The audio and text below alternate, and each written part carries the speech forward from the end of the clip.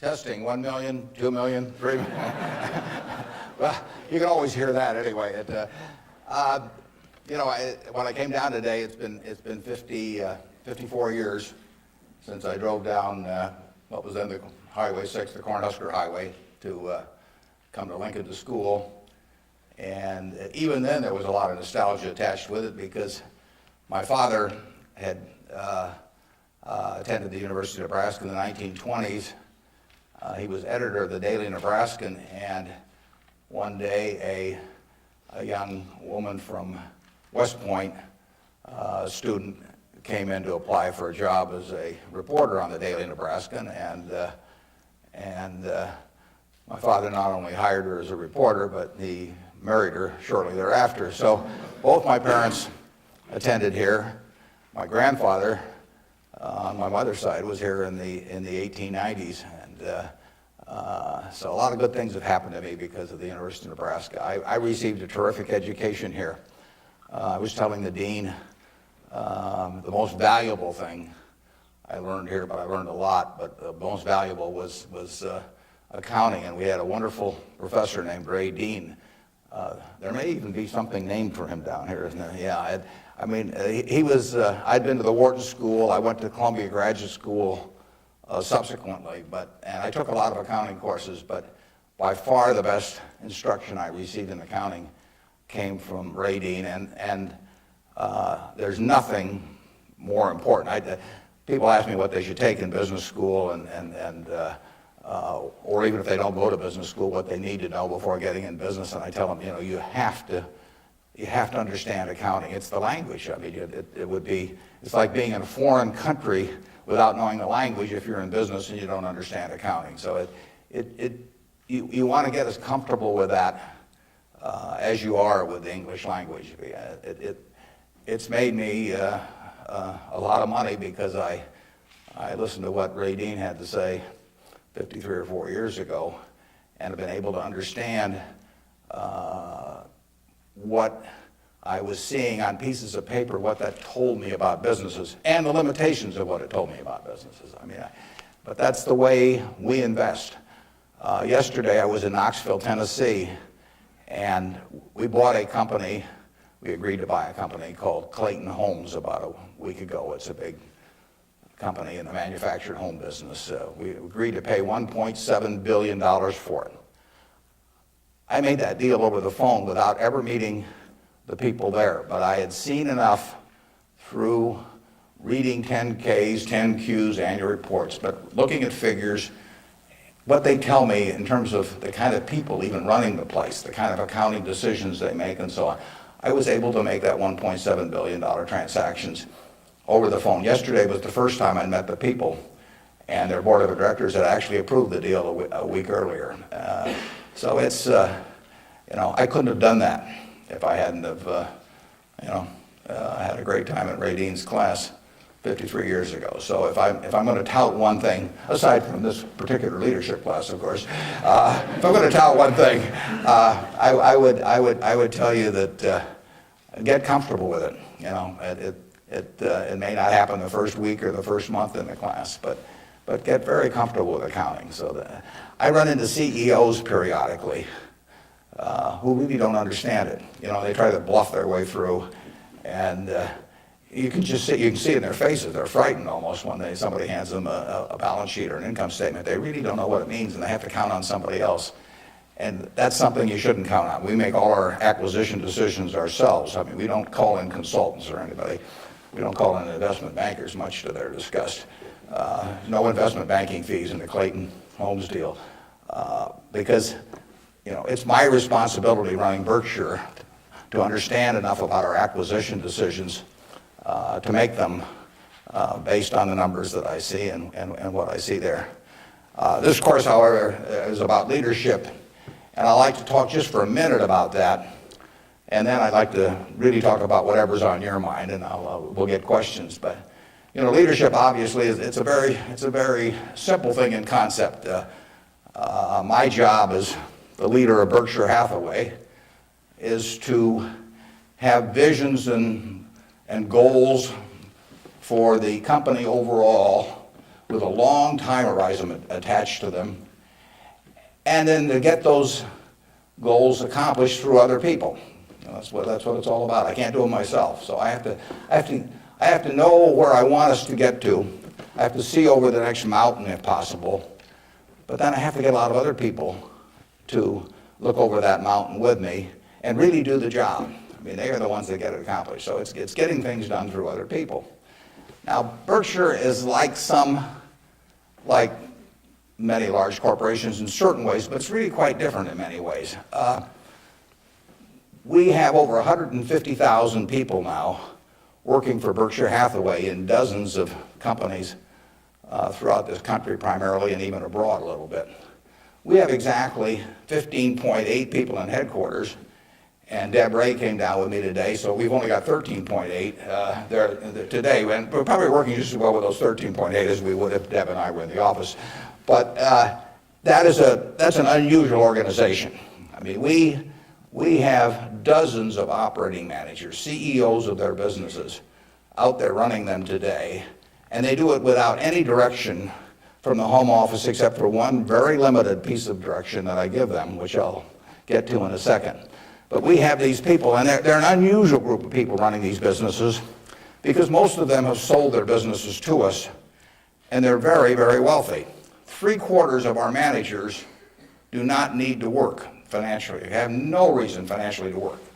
Probably 3/4 of them are worth at least $50 million, and we have some that are worth in the billions. And yet these people jump out of bed every morning, and work, and they work weekends, and they love working. And why is that? And what's the key to that? Well, the key really is the same reason I keep working. I'm 72. I'm getting Social Security now, so I should be in Florida, pushing shuffleboard around or something of the sort. But I do what I can do, anything in the world I want to do. But what I want to do is run Berkshire Hathaway. Now, why do I want to run it that way? There's a couple things. A, I get to paint my own painting. I go down there every day, and I feel like Michelangelo. They're working on the Sistine Chapel or something. Nobody else may think it's a great painting, but I get to paint my own painting. I do not have people second guessing me. I do not have people saying, why don't you use a little more red paint than blue paint? Why don't you paint a seascape instead of a landscape? I get to do my own thing. It's a form of creativity. It's exactly like somebody feels it's a professional golfer or somebody feels it's a painter. They're not doing it for the money, primarily. They're doing it because they like doing something well, and that it happens to be down the route of their talents. And the second thing I like, frankly, is I like applause. I like appreciation. So I like having shareholders who feel good about what I've done. I mean, I have a 96-year-old aunt, and her husband went to the University of Nebraska too, and she is. She has all her money in Berkshire Hathaway, and she counts on me. And she's out in Palm Springs now, and her whole net worth is in Berkshire.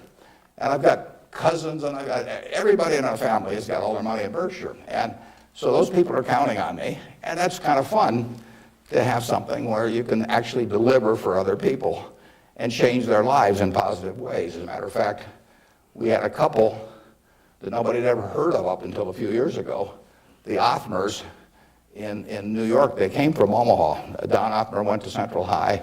Mitt Othmer, not sure which high school she went to in Omaha, probably South High. They left $750 million when they died. Nobody ever heard of them. And I think a substantial portion, went right here to the University of Nebraska. It was probably a total surprise to the university when they got, I don't know, you probably got 150 million or so. Yeah. Yeah, well, you should thank the Othmers, but nevertheless, you see the money, you see good things happening out of it. So it's fun. I mean, it's, it beats playing golf every day or something of the sort. So I say, if that's what turns me on, what's going to turn on these managers that are out there running things like Clayton Homes, or we've got a company, Flight Safety, that trains more pilots than anybody in the world. Flight Safety is run by an 85-year-old man, Al Yulshi. Al started the company with $10,000 in 1951. It now trains 4 or 5 times as many pilots as non-military pilots, as anybody in the world. And he is there at 85, and it's a matter of public record. He's got $1 billion worth of Berkshire shares. He works 7 days a week. He loves it. And he loves it for the same reason that I love what I do. He gets to do it his way. He buys these big simulators that you train pilots in. He doesn't have to check with me as to whether to spend $15 million for a simulator. He doesn't ask me. He knows so much more about it than I do. Why in the world would he ask me? Well, I can't tell what kind of a plane I'm in, when I'm flying around. And Al is spending a couple $100 million a year on simulators, spending Berkshire Hathaway money, and he never checks with Omaha. He's never had to come to Omaha for any kind of meetings. He runs his own business, and that's what he loves in life. And I let him do it. I mean, that's my contribution to it, is really turning loose his energies. And, they were properly directed before we bought the company 7 or 8 years ago. Why should I think that, he couldn't keep running it after that? And like I say, at 85, he's still running it. The second thing that our managers like, in addition to this painting their own painting, is they too love applause. I mean, I try to be, I report in my annual report accurately what they have accomplished, but they accomplished a lot. You heard Susan Jock, I think, some weeks ago here. Susan came to Borsheim's, and she was making $4 an hour. $4 an hour. And at age, before she was 40, she became CEO of the second largest independent jewelry operation in the United States, from $4 an hour. But it's talent, and Susan knows more about, I don't know anything about jewelry, you could hand me a phony diamond or a real diamond, I couldn't tell the difference. But if I started telling Susan what to order in the way of jewelry, or if I started telling her what kind of terms to extend to customers or who to hire or anything like that, she doesn't need that in life. She really owns Borsheim's. We have the stock certificate. We get the profits. We get accustomed to.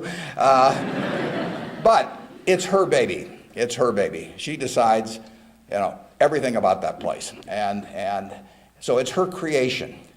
And that feeling of ownership is really extraordinary, and it's so much better. I mean, it's the way I like to work, and it's the way, Susan Jock likes to work. It's the way Al Yoshi likes to work. And Susan, like anybody else in this world, loves being appreciated. I mean, there'd be something wrong with her if she didn't. And the truth is, nobody appreciates her more than I do. I mean, she is a talent. And we are lucky to have her, and we're lucky to have all of these other managers. So leadership at Berkshire really consists of taking a bunch of people who, in a baseball analogy, would be 400 hitters, and just handing them the bat and just telling them to get up their plate and take a big swing.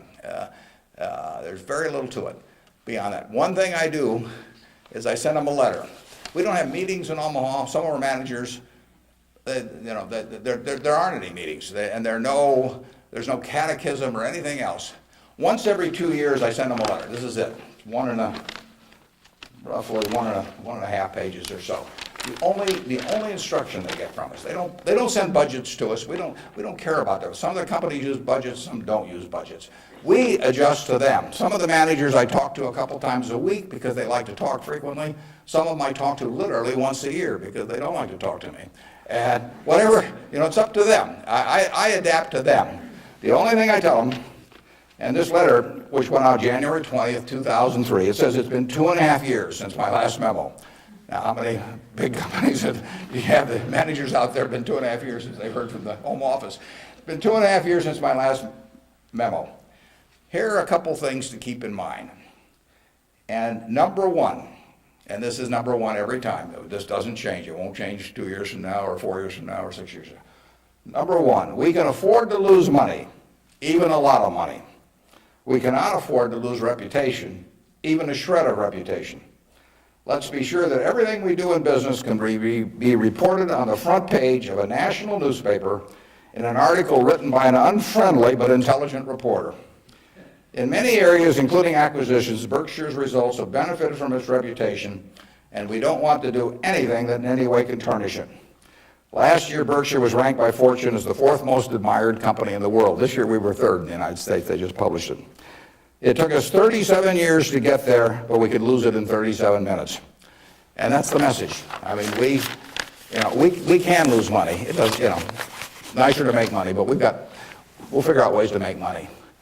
But we can't lose a shred of reputation, because you don't get it back. And you can. I said 37 minutes, but you can lose it a lot faster than that. You can lose it in 5 minutes. And in fact, I was talking to Bruce coming in, and he did some work around Salomon Brothers, and I went back there 11 years ago because this firm, which had the second largest balance sheet in the United States at that time. It was a preeminent firm on Wall Street. John Goodfriend, who ran it, had his picture on the front of Business Week as the king of Wall Street.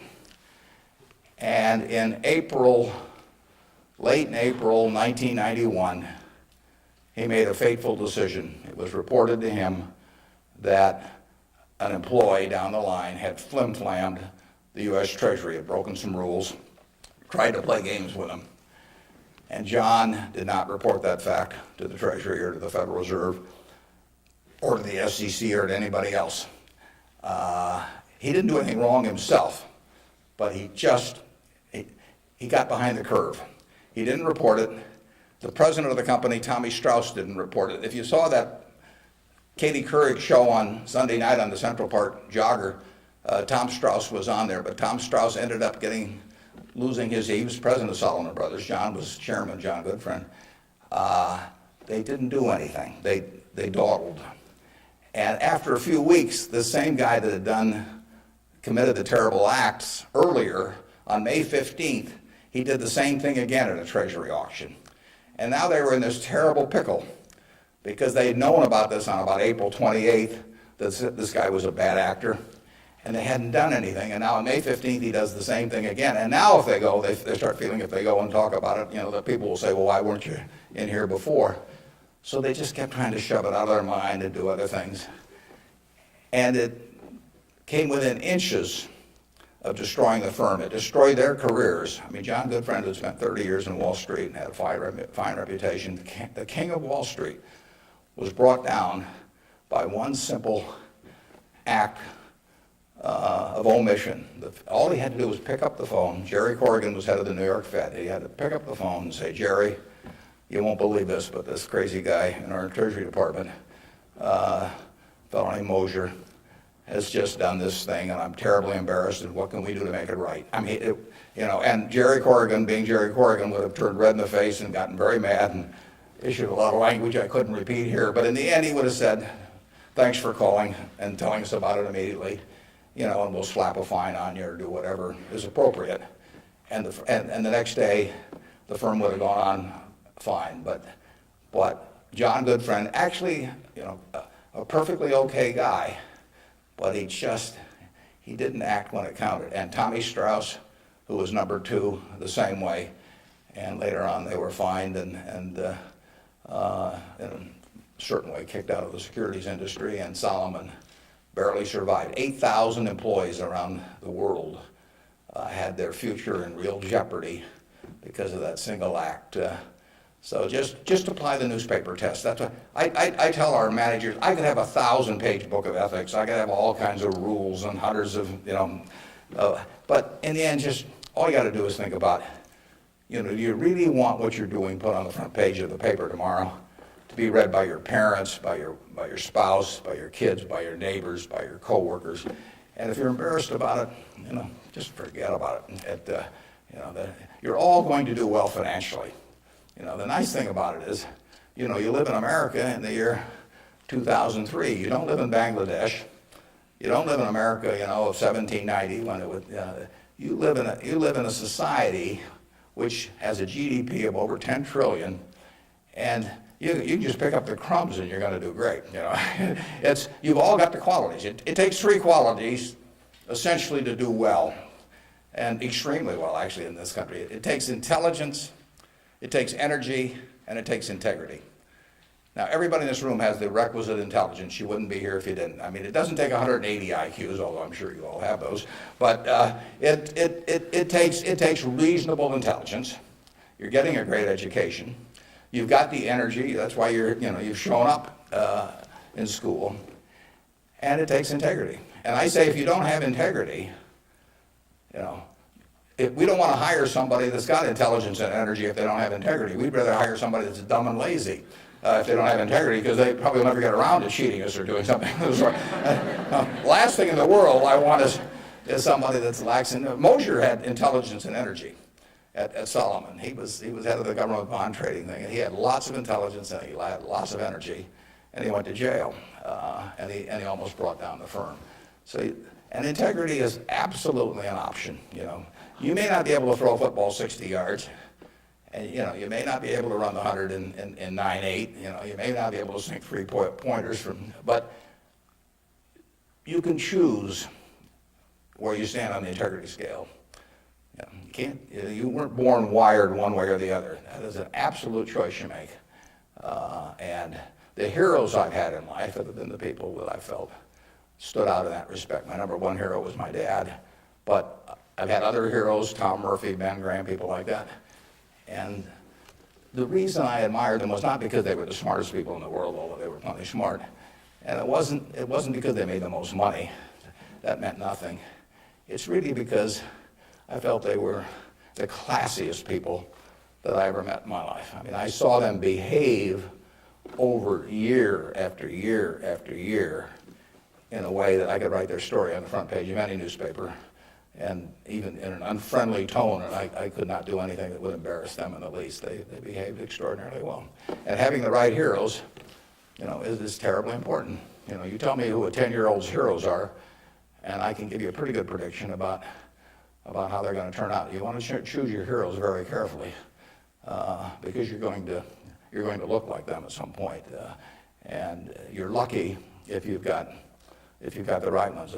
I'll give you an aside, and then we'll get on to your questions. But it's something, you're not parents yet, most of you. But when you're a parent, you are the natural hero of your child. You're this great big thing here. There's two of you great big things, and there's a little tiny child dependent on you and everything. You are the natural hero, and anything they get to school, subsequently, or anything else, they're going to be shaped more by what they see in this behavior of yours toward them than anything that will impact them later in their lives. And if they want you to be the hero, you can destroy that, of course, and you've seen it done many, many times. But actually, if the parents are proper heroes, the child is about 90% of the way home, and you're lucky if you've had parents like that. And you can be that to your children, or you can be something else, and you're shaping that person. It's nice to learn accounting when you get to Nebraska, but the behavior model that you take on is incredibly important. Let's talk about what's on your mind now. You can ask tough questions. It's more fun for me, and they can be about business, they can be personal, they can be political. You pick it out. And.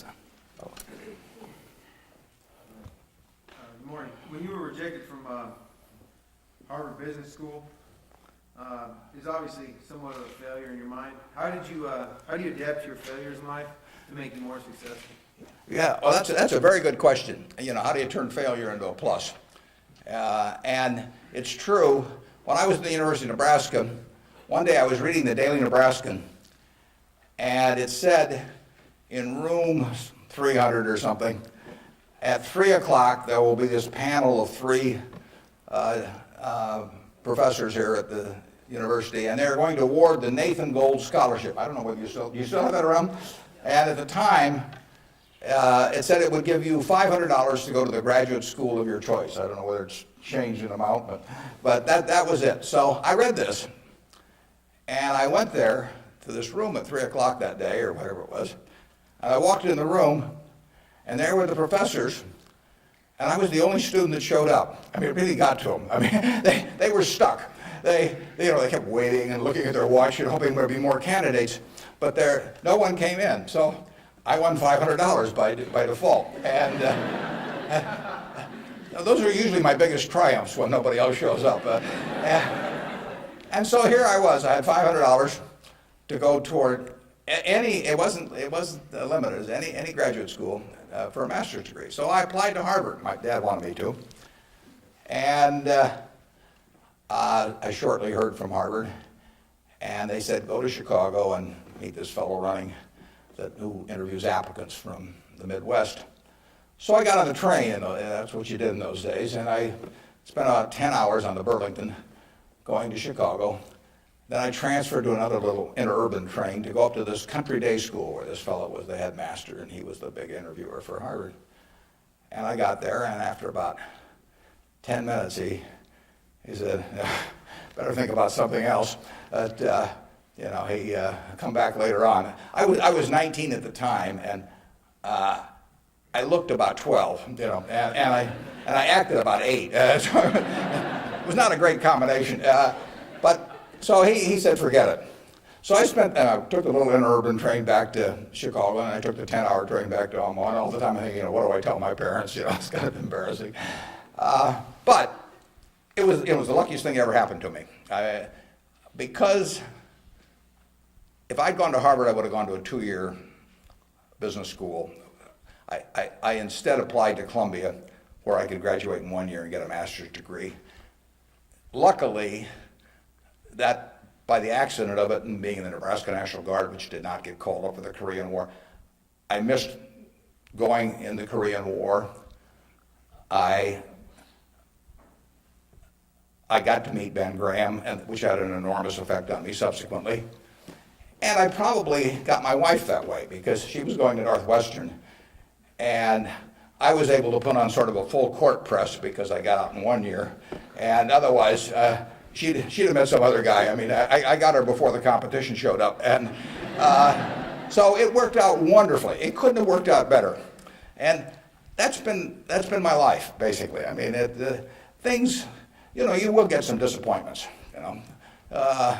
but the future is what counts. It'd be fun if I knew every decision I was going to make was going to be perfect. It would not be as much fun. It'd be like playing golf and knowing you're going to hit a hole-in-one on every hole. You wouldn't play golf if every time you got on a tee, you just took a swing and the ball ended up in the hole. It'd be fun for a few days. You get on TV, but the game would not be any fun. So it's failure, and I wouldn't even consider them failures, but they're mistakes or whatever you want to call them. They're part of the game, and in the end, you go on, and we've made plenty of mistakes in business. We'll make plenty more, and the Babe Ruth, and for a long time, it subsequently got eclipsed by a few fellows, but he held the record for strikeouts. He also held the record for home runs and was the highest paid baseball player until the modern era came along. So it's part of the game. If you take big swings, you're going to miss sometimes.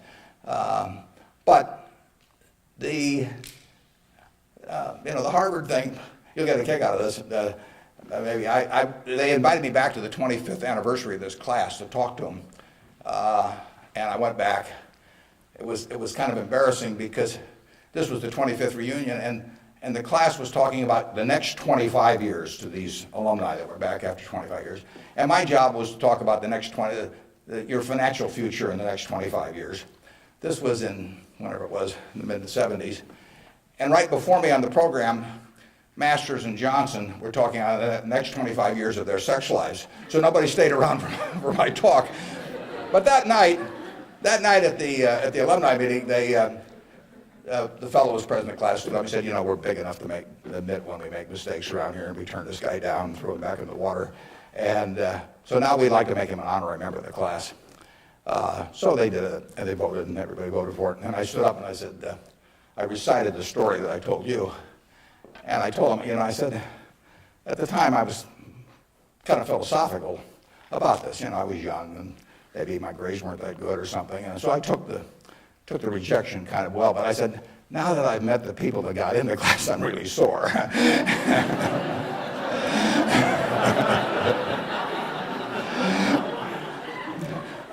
Okay, who's next? Yeah.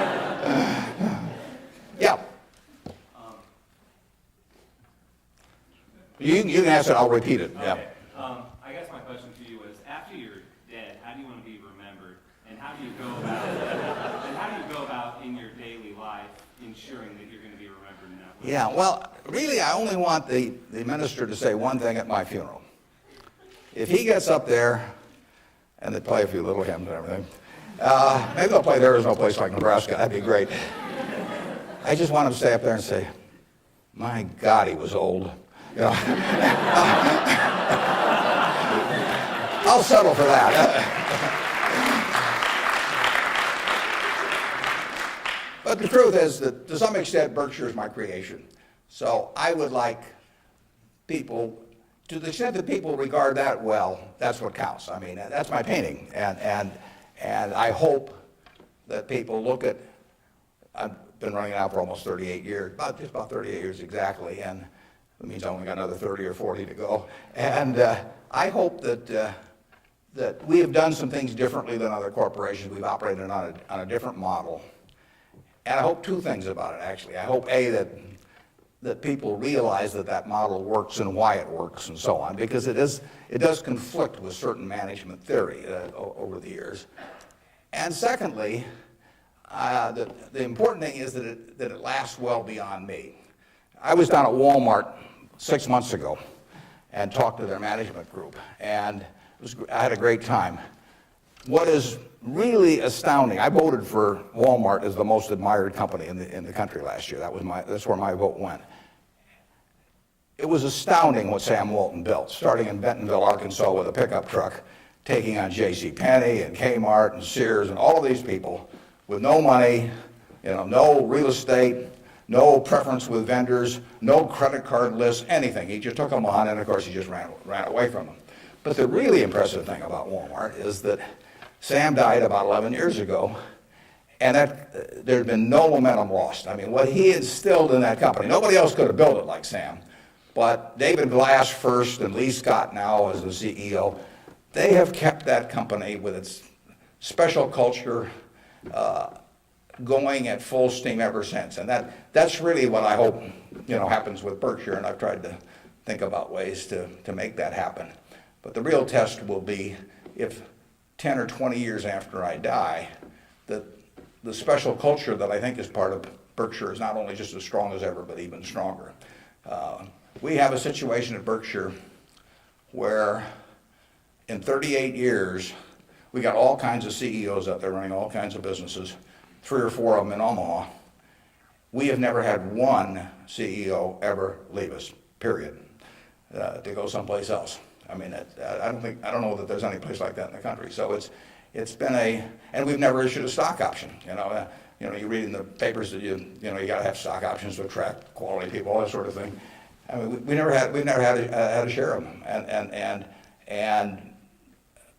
in the end, I don't know how many dozens of managers we're talking about, but no one has ever left for another job, and some have been offered way more money. In fact, Ajit Jain, who runs our reinsurance operation, probably could have increased his income 10 times, tenfold. Now, he's already making many millions, but tenfold. But he doesn't want to leave. And that is the culture that I hope we can maintain, and that's what I'd really like to be. If I've done anything to contribute to that, continuing after I die, that would be terrific. Of course, I actually plan to keep managing Berkshire after I die. You have to understand that. I have given all the managers Ouija boards. I've got these dark rooms they're going to go into, and I'll be there. Mrs. B at the Nebraska Furniture Park worked till 103 at Berkshire, and she's sort of our examples. And then she took off from work, and she died the next year. So it's very dangerous to quit as early as that. Yeah. Am I supposed to be calling on these people? Okay, good. How do you determine via your personal finances what organizations or foundations you give your money to? On personal finance, how do I handle them? Or? How do you determine where you make your donations? Oh, well, we've got there's a Buffett Foundation. Eventually it will have everything. I mean, basically everything I've made will go back to society. America's done it for me, and that's where it should go. I've got about an 8-page letter that the trustees have already seen. Incidentally, there's very few trustees. I don't believe in large groups of people making decisions. It gets to be, it sort of descends to the lowest common denominator. So there's only, maybe 5 or 6 trustees. Interestingly enough, not just by accident, but I picked the people who I trust in the most in terms of both their intelligence but also their quality to run it after I have people I feel the surest of. A significant majority will be women. It'll be a woman-controlled foundation, and probably the largest foundation in the world at the time, but with a very small number of trustees. I have, in my letter, I tell them that I'm not going to give them any specific instructions as to what to do with the money. I tell them that their judgment above ground will be better than my judgment 6 feet underground. So in the end, I want them to do a couple of things. I want them to attack really big, important causes. I don't want them to give $1 million here and $1 million there and everybody that, that asks that they know and that sort of thing. So I don't want them doing things with an eyedropper. I want them to take very big swings.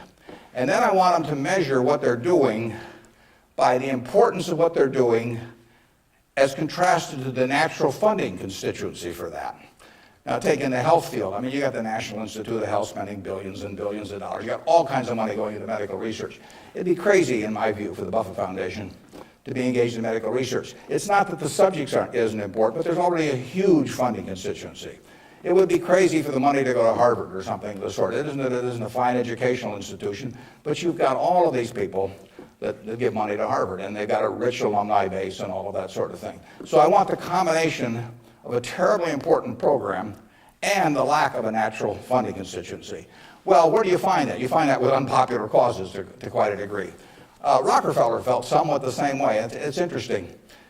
He was the first major patron of any sort of black colleges in the United States. Now, if you think about it, black colleges had no funding constituency. I mean, their alumni didn't have any money, basically. I mean, if you go back 75 or 100 years.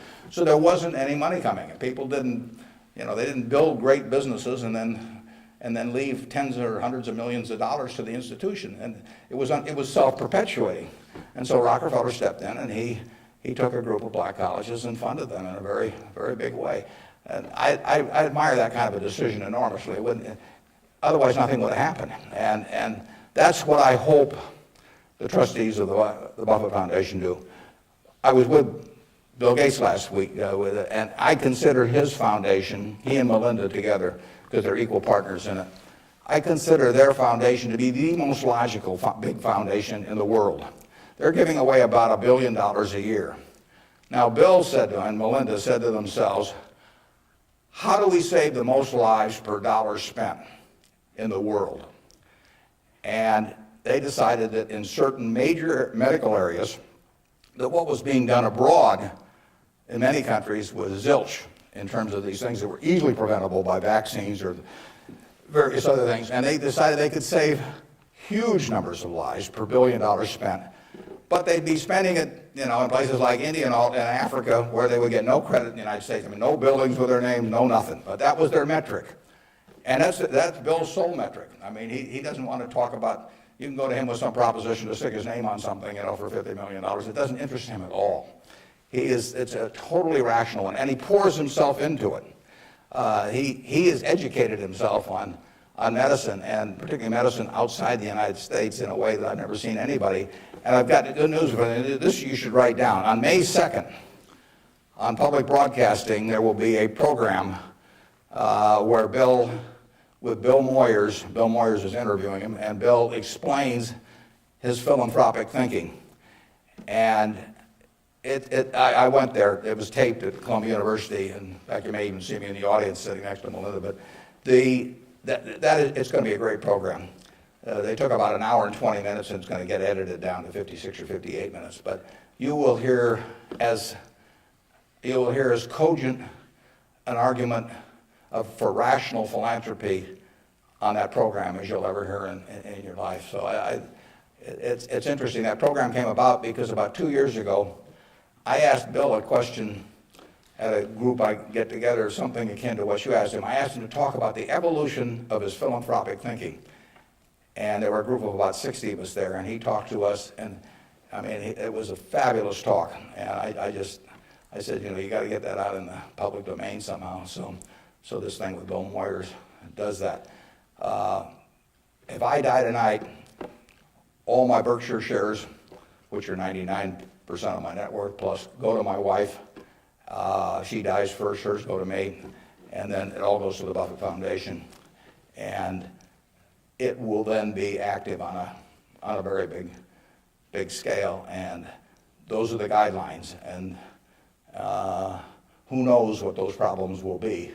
I mean, it might well have been civil rights in the early 60s. I mean, the civil rights organizations, were not being funded by anybody. And I mean, money wasn't the big problem, but it was a problem in the civil rights arena.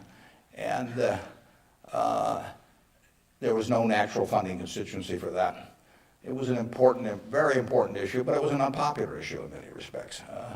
And it seems to me that's where the money should go, particularly if you have it on a big scale where you can really do something. Depends when I die, but 10 or 15 years from now, the foundation could really, I mean, it could have a lot of money. And so they could do some things that nobody else could attempt. And it won't be what people want them to do. That's the nature of it. If it was what people wanted to do, it would already be being done. The interesting thing, the contrast between business and philanthropy is interesting. In business, I swing at easy pitches. I stand there at the plate, and if I like pitches 1 inch above my navel, right in the center of the plate, I can wait and wait and wait because there's no called strikes. As long as that bat's on my shoulder, nobody's calling a strike. If the pitcher throws me General Motors at 36, IBM at 82, Microsoft at 25, and I don't swing, it's not a strike. It's not a hit either, but it's not a strike. Only when I swing is it a strike. So I wait for easy pitches. I wait for things I understand are exactly in my sweet spot. Philanthropy is just the opposite. You're looking at the toughest problems the world faces, and they're intractable to some extent. I mean, these are tough problems. And they have resisted the utilization of money over the years, and that's what makes them tough problems. I mean, the problems you can solve with money are the easy ones. It's the problems you can't solve with money. So they are very tough problems. One thing I've gotten involved in just a little bit recently is something that Sam Nunn is heading, the former senator, called the Nuclear Threat Initiative. And essentially, Sam Nunn, who is as well informed as anybody in the world on the subject and articulate and everything, is working on the problem of the nuclear materials and or nuclear talent that exists around the world that might become available to terrorists or to governments to impose on the rest of the society. And there are vast amounts of uranium and lesser amounts of plutonium, and there's a lot of unemployed Russian scientists and so on. So this is something that Ted Turner actually set up a couple of years ago and got Sam to handle. And because AOL Time Warner stock, which was being used to fund it from Ted, has gone down a lot in price, they've run short of money. So that's something I'm involved in. It doesn't, it's not something that has any popular appeal. You can't send out something and get hundreds of thousands of people to respond. But that's the kind of thing that I think the foundation should be doing. Yeah. With the government possibly considering eliminating double taxation on dividends, would you ever consider declaring a dividend on your stock? And what kind of decision-making process do you go through when you're looking at those businesses? Yeah, the question is, with the government considering eliminating the double taxation on dividends, would that change our attitude at Berkshire toward paying dividends, and what sort of decision-making framework do we have about whether we pay dividends or not? Berkshire, I took it over in 1965, and we paid 10 cents a share one year. It happened in the late 60s. I can't remember it. I blocked it out of my mind. I must have been in the men's room or something, because that was the only dividend we paid.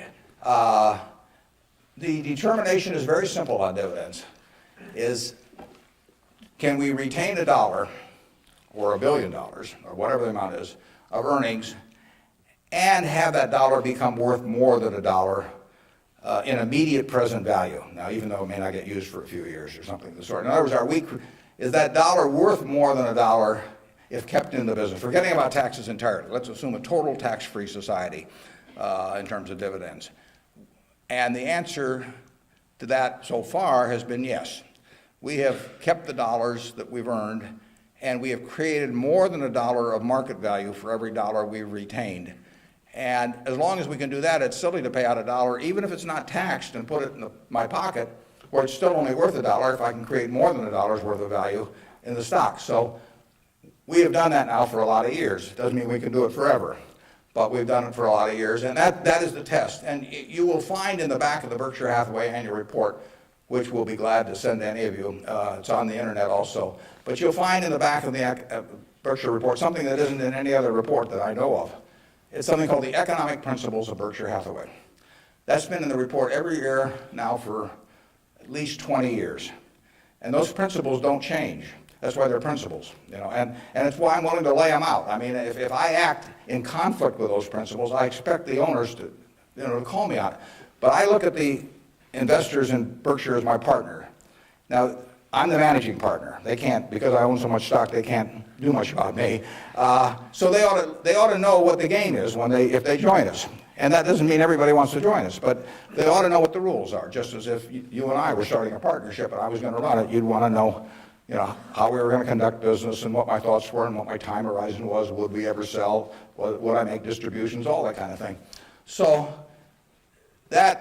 those principles cover this point you raised. I don't forget what's the third or fourth one or something like that, but it's explained there, and I want people to I want our owners to understand it. I mean, I look at every owner when I write my annual letter to shareholders, which takes me an ungodly amount of time. I mean, it's miserable, but nevertheless, it's important because it is the one time a year I'm talking to my partners. And when I started out, I actually mentally put Dear Doris and Bertie, because those are my sisters, and they have all their money in Berkshire. They're smart, but they're not financial types. I mean, they're not spending their time on that. And I essentially want to be talking to them as bright people who don't know a lot of financial jargon necessarily, but they're interested enough that they'll read a lot because they got all their money in it. So I don't have to worry about keeping it short or anything like that. If I'm talking about their money, I've probably got their interest, and I take that off at the very end, and then I take off Dear Doris and Bertie, and I put to the shareholders of Berkshire. But I want to tell them exactly what they're in. I want it to be just as if our roles were reversed. That's always the test. If Doris and Bertie were running the place, and I was living in Carmel, California, like Bertie is, what would I want to hear from them, the managers?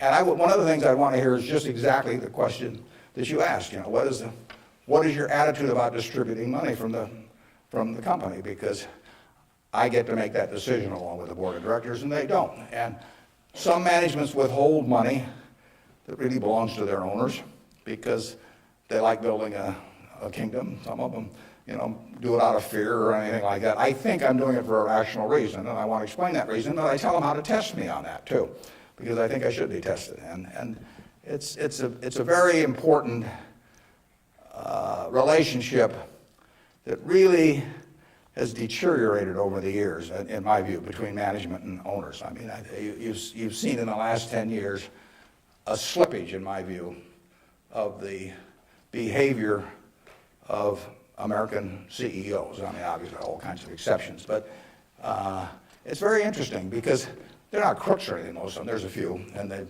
gotten a lot of publicity lately. But nevertheless, they have behaved as most humans do. They've sort of picked up the behavior of those around them. That's why it pays to hang out with people better than you are. I mean, if you hang out with people better than you are, you'll become better yourself. Everybody behaves better that's around my wife. I mean, even including me, starting from a low base. But she just has that effect on people, and other people pull you down. I mean, when I was in the National Guard and we would go to camp, in about an hour I was reading comic books. Pretty soon everybody's reading comic books.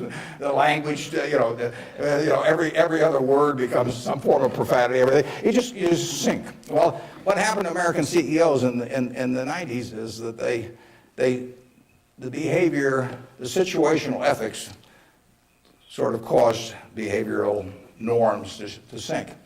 I say it's a little like how Mae West described her career. She said, "I was Snow White, but I drifted." And American management drifted to quite a degree during that period.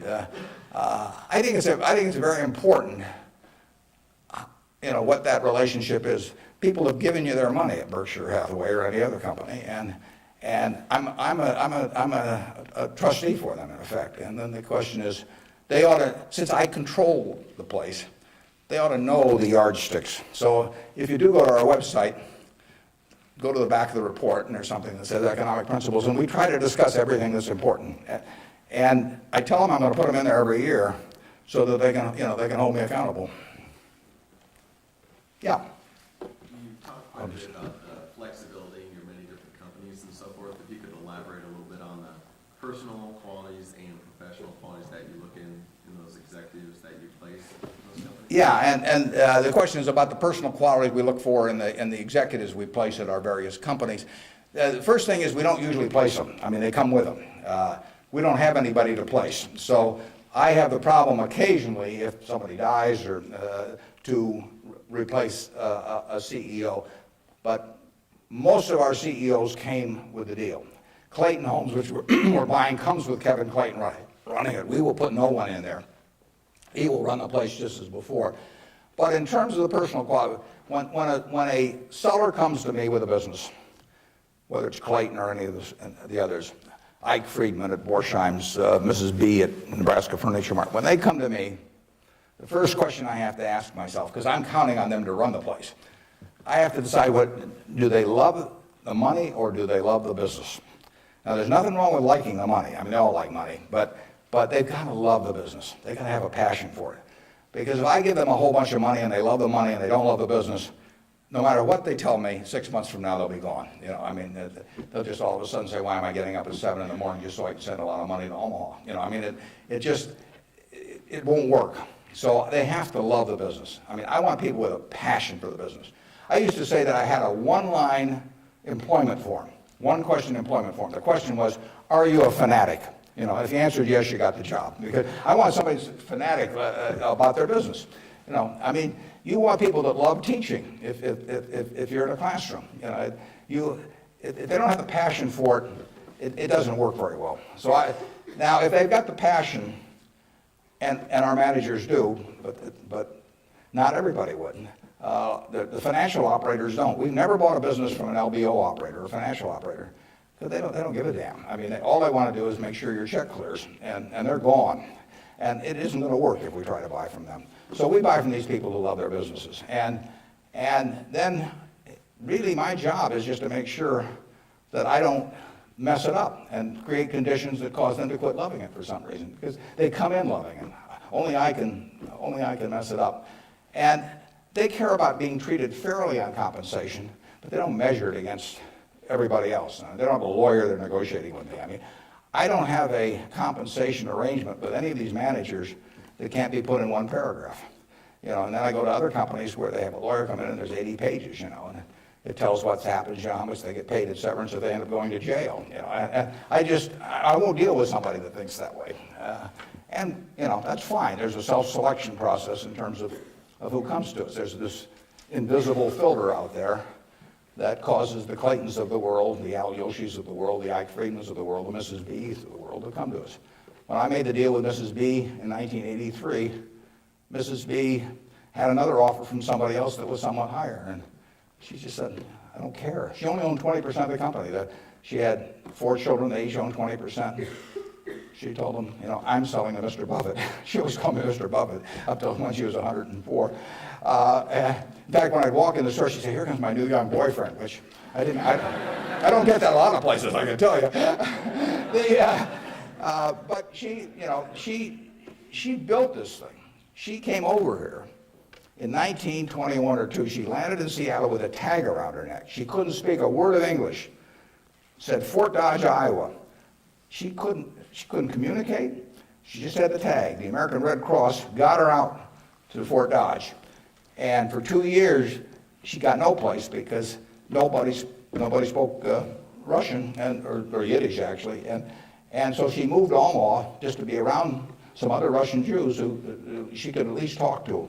She learned the English language when her oldest daughter, Frances, would go to school and come home at night and teach her the words. And she started sending $50 at a time over to Russia to bring her siblings. She had 7 siblings, and her mother and father to get them over here. After 16 years, she brought all the family over. She saved $500 in 16 years, peddling used clothing, whatever. And she started in the restaurant furniture market with that $500. And it's now the largest home furnishings complex in the world. And it all came from the $500 and a very, special woman. And can you imagine building something like that and selling it, to some financial operator who's going to resell it, and try and go public with it a couple of years later? And it meant something to her. She wanted it to continue like it has continued. And those are the kind of people we want to attract.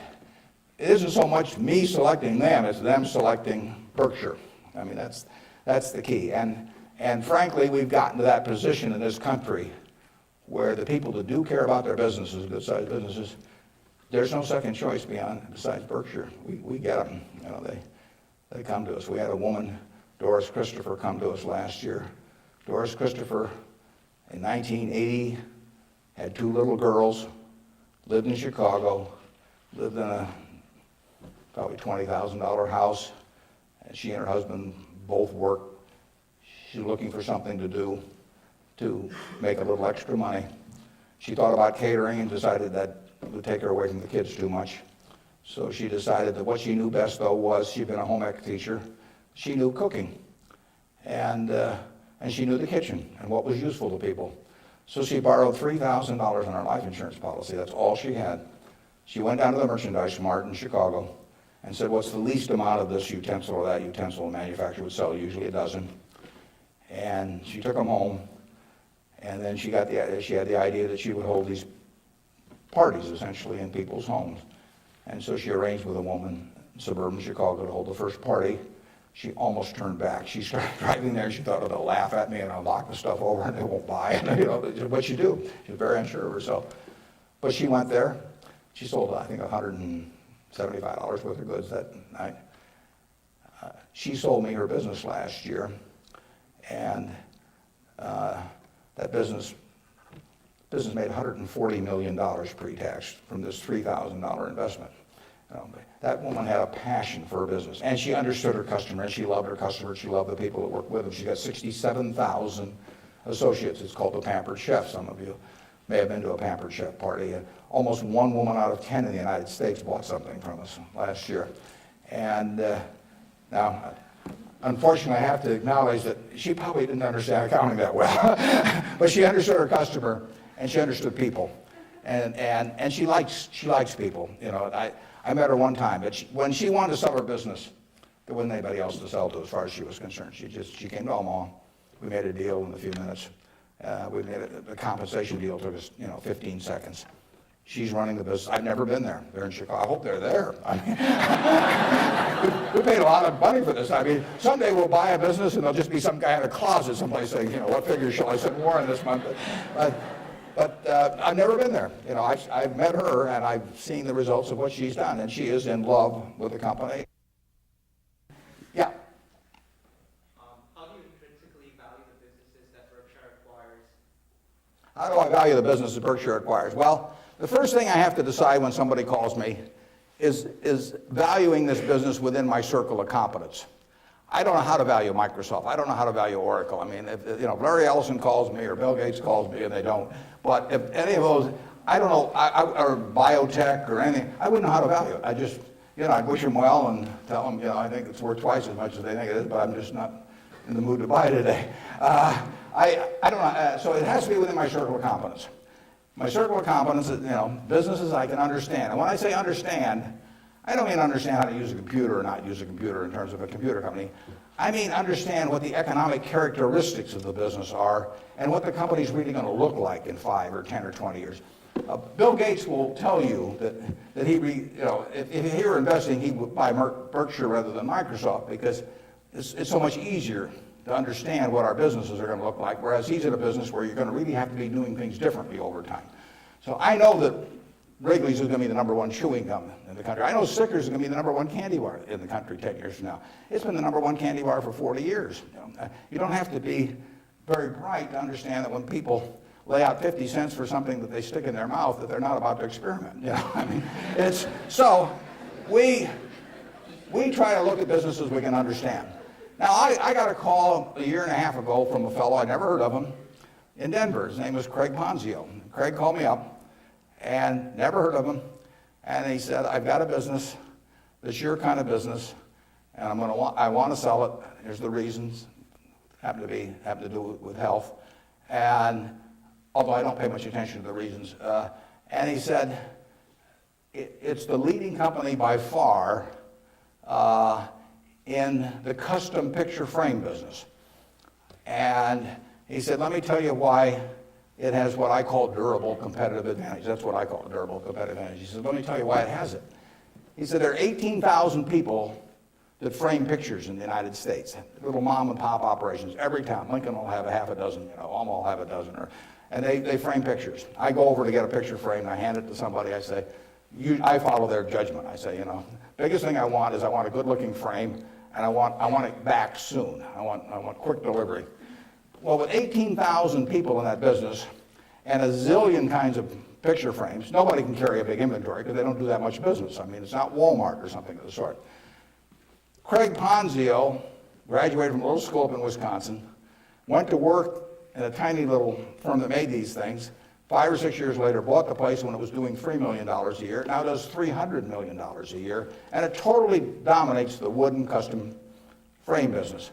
Why does it dominate it? It dominates it because it calls on these 18,000 people. It has a sales force calling on them 6 or 8 times a year, and it has 22 plants around the country that can get the frame that the custom framer orders 85% of the time. If they order it by 5 o'clock today, they'll have it by 3 o'clock tomorrow afternoon. Now, think of that coverage. That's what the customer wants. They don't care whether they pay $83 or $88 to get the thing framed. You've got something you want done, and you want it done fast. And that little custom framer, those 18,000 people, they want happy customers, and that means speed of delivery and certainty and all that.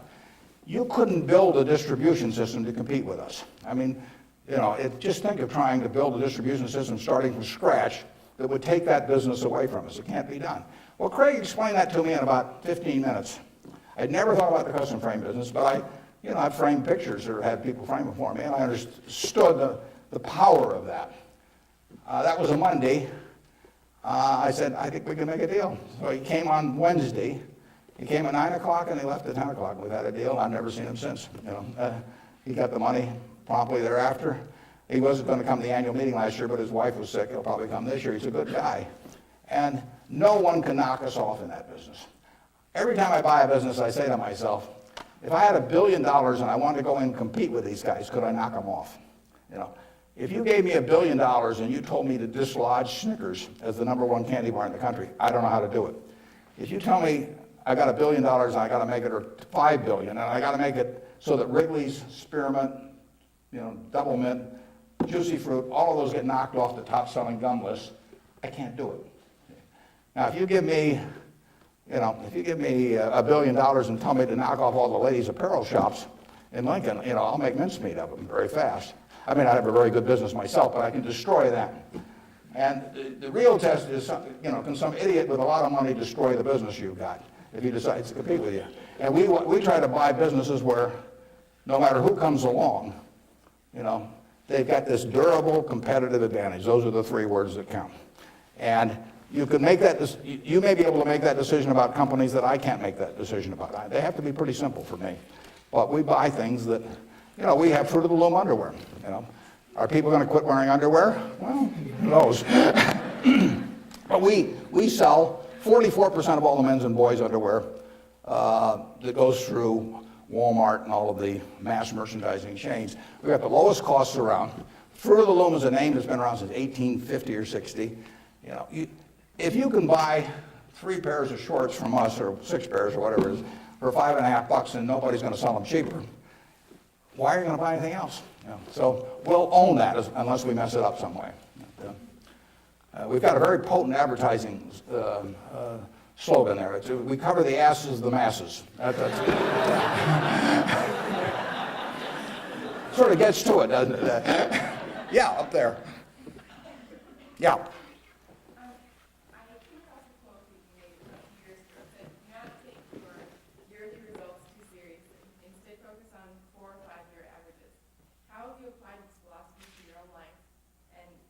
Examine your successes in your personal life based could you repeat that just a little louder? I think I got most of it, but try me again. Okay. I'm going off your quote that says, do not take yearly results too seriously. Yeah. Instead, focus on 4 or 5 year averages.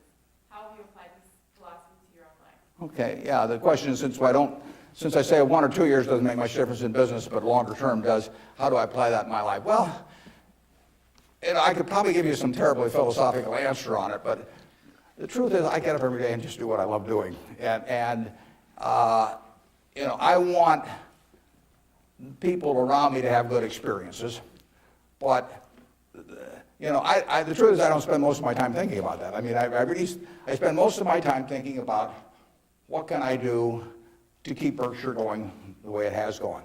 But I will tell you how to apply that, and it works reasonably well, I think, at Berkshire, because we get this self-selection of people that join in. I mean, we have created a working environment where in 38 years nobody's left that runs it. So I do feel good about that, obviously. I feel good about the results of the investors and, the Offners and those people. I mean, actually, I think a fellow may write a book about what's happened with all the money that all these different people have made in Berkshire.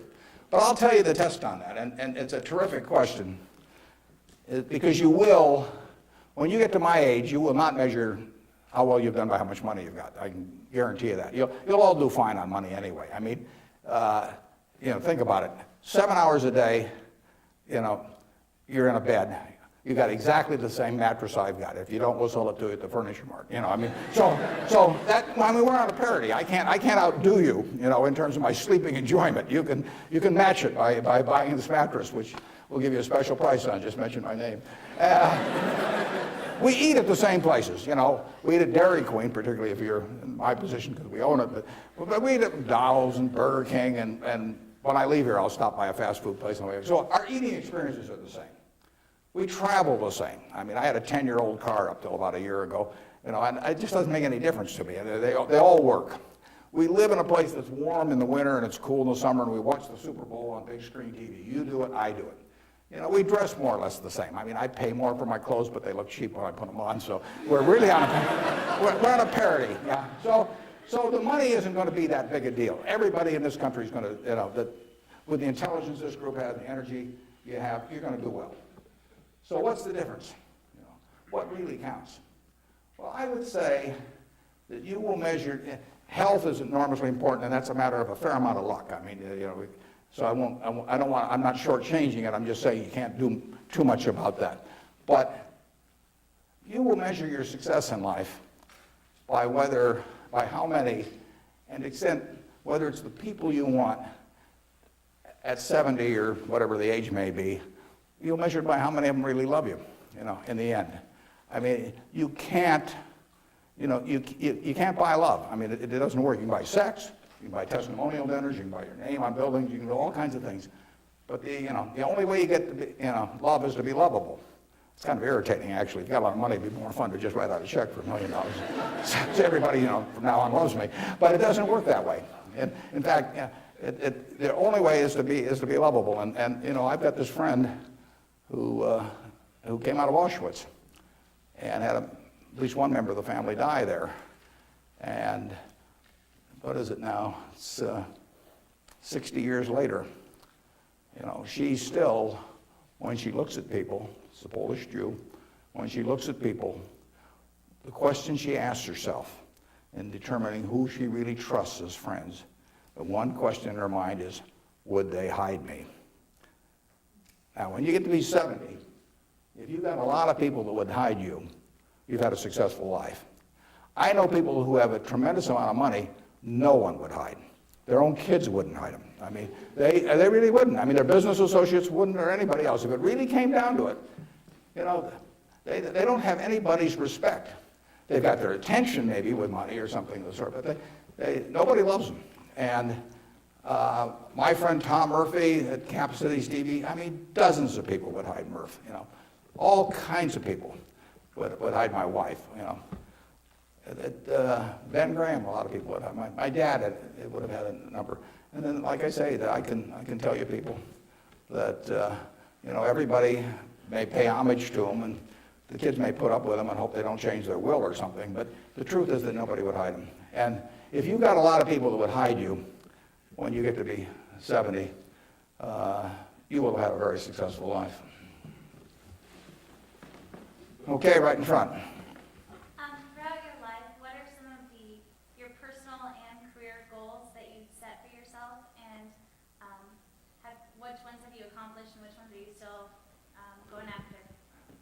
Yeah, just in terms of personal goals or Just goals that you've set through your life that you've accomplished. yeah, well, I would, the truth is the main goal I've had has been at Berkshire. I mean, it might be more admirable to say that I was feeding the poor or something someplace in India, but it isn't true. I mean, it's been the focus of my life most of the time.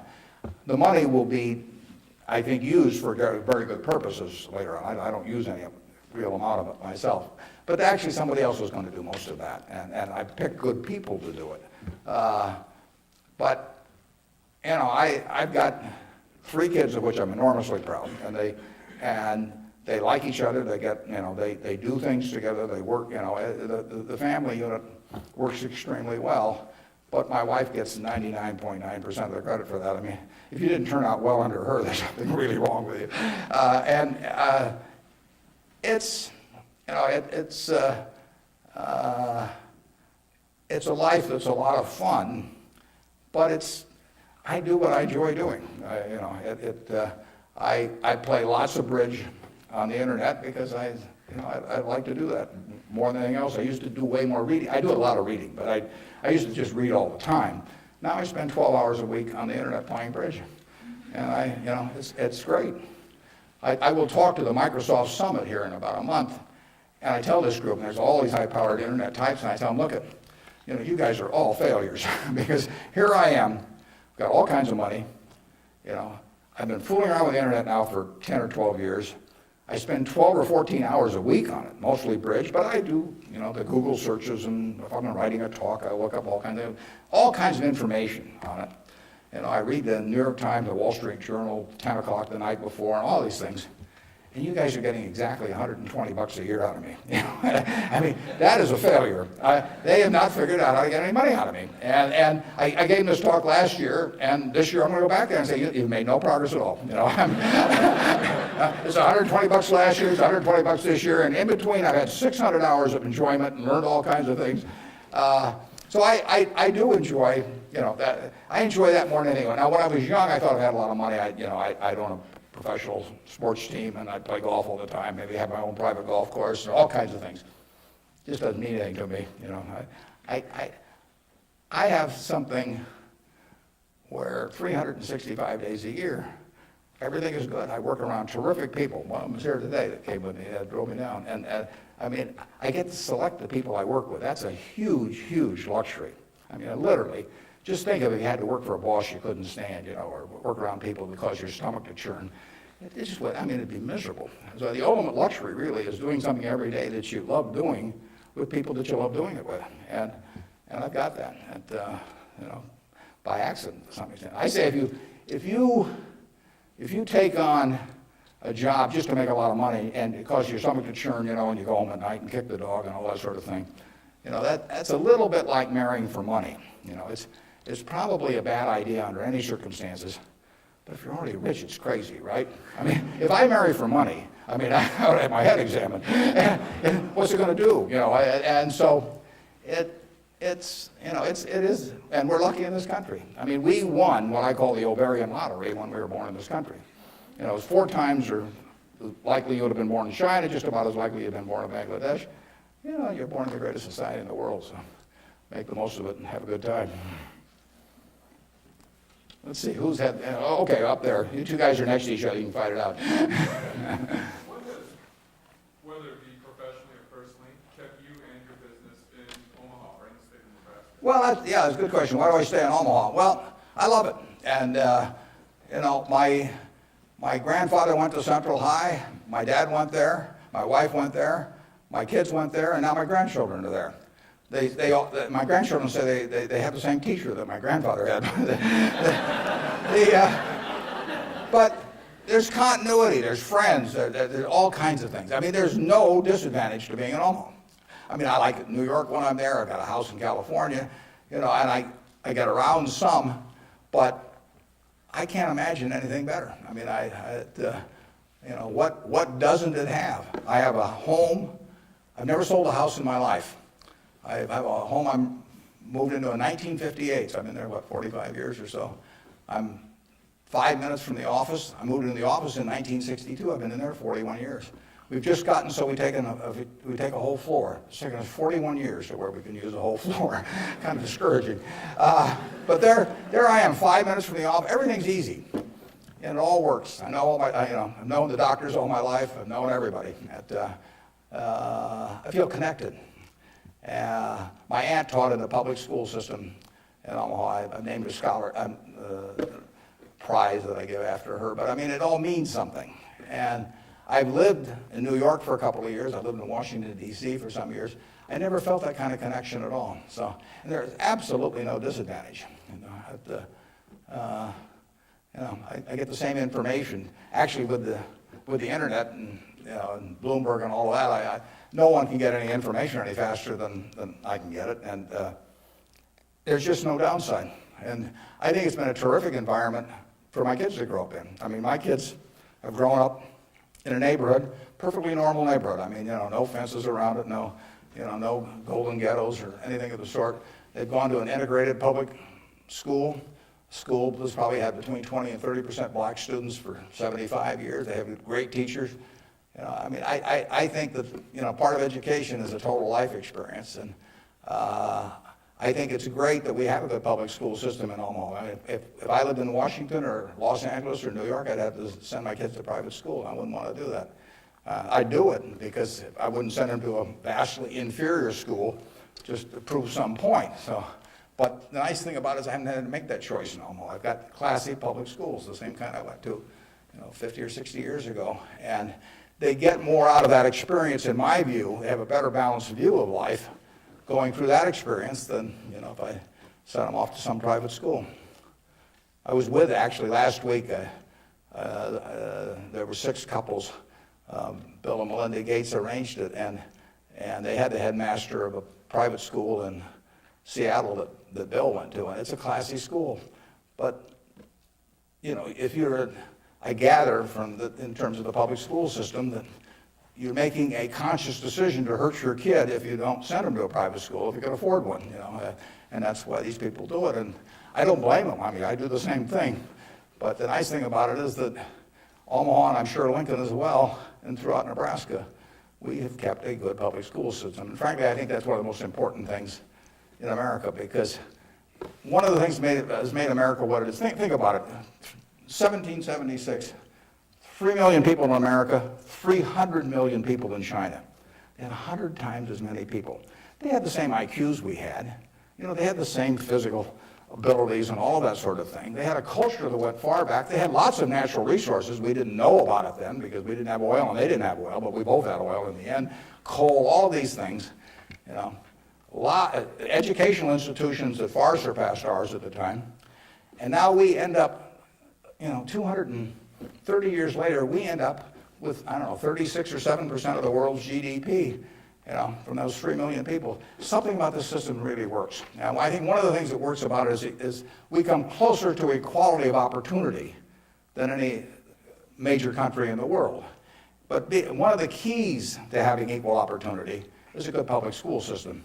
If you have one public school system for the rich and one for the poor, you do not have equality of opportunity. It's really one of the top things on my list. And when I got asked about, what you can do with money, I think that anything that creates equality of opportunity, right from the word go, I'm talking about from when you're 5 years old, and actually my daughter's working on something that goes back before that, but anything that creates equality of opportunity is what's going to keep, America the kind of America that we have now. It's vital, and there's nothing more important than that than having a first-class public school system. And unfortunately, the communities where they've lost it don't get it back. I say that an outstanding